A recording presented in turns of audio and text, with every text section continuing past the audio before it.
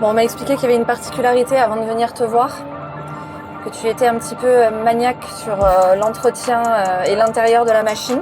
C'est important. Ouais. Mais je note quand même que j'ai eu le droit de garder mes chaussures. Très rare. Hein. Je fais partie des rares personnes à avoir les chaussures dans ma cabine. Et pourquoi ce privilège?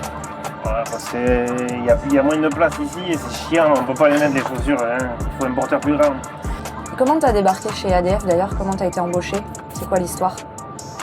Alors l'histoire, je connais ADF moi depuis très longtemps. Que j'ai fait mes premiers stages chez ADF, donc ça remonte à très longtemps, ça va être 2006, 2007. Et mon père a fait 20 ans ou 19 ans dans la boîte. Et pour l'histoire, j'ai envoyé un mail tard le soir à JC. Il m'a répondu le lendemain et ça s'est fait comme ça. Serge m'a appelé, il cherchait quelqu'un pour conduire une pelle à l'époque. Au bout d'un an, j'ai commencé à débarquer. Et ça va faire 3 ans que je suis chez ADF Brouste et 3 ans que je débarque.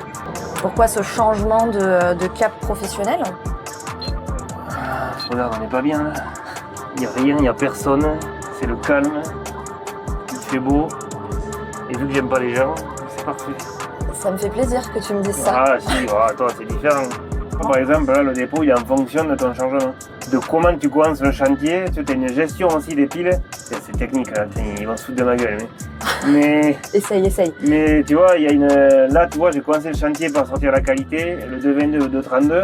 Donc pour éviter de perdre du temps à rouler, j'ai mis le 232 là et le 222 là. Comme ça, j'optimise en fait le chargement et les déplacements.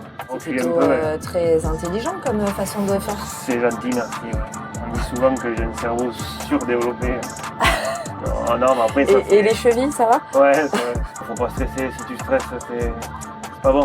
Un bout après l'autre. Hein. Il faut que ce soit parfait les bois. Faut que ça soit... T'es du genre perfectionniste? Ah oui. Je peux mal dormir la nuit s'il y a une pile, elle n'est pas droite. J'aime pas dire ça, mais c'est métier passion. Bah, pourquoi on pourrait pas dire qu'on a un métier passion? Je sais pas, ça fait cucu, ça fait... Ah, tout le monde dit ça maintenant, hein, c'est la passion.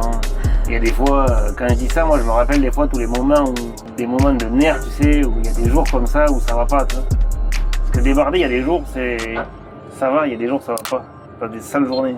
Des pannes liées à des chantiers compliqués. Parce que le grappin de ta machine, c'est le prolongement de ton bras. Là, t'as les manips et au bout des manips, t'as le bras. Hein. Donc c'est moi qui dirige tout, quoi. On dirait une console de jeux vidéo. Ouais, à 400 000 € quoi. Ça consiste en quoi le fait de débarder? Tu nous expliques pour ceux qui ne connaissent pas? C'est différents clients, différentes catégories qui sont triées par le coupeur. Et nous derrière on ramasse. Comme ça c'est plus facile à charger, après c'est ça pour les camions et on sait où ça va quoi. Exactement, comme ça les camions ils ont tout est trié pour les camions, il n'y a pas de mélange de fait, il n'y a rien de... Ça veut dire que tu as un œil de lynx quand même pour repérer à quoi correspondent les piles?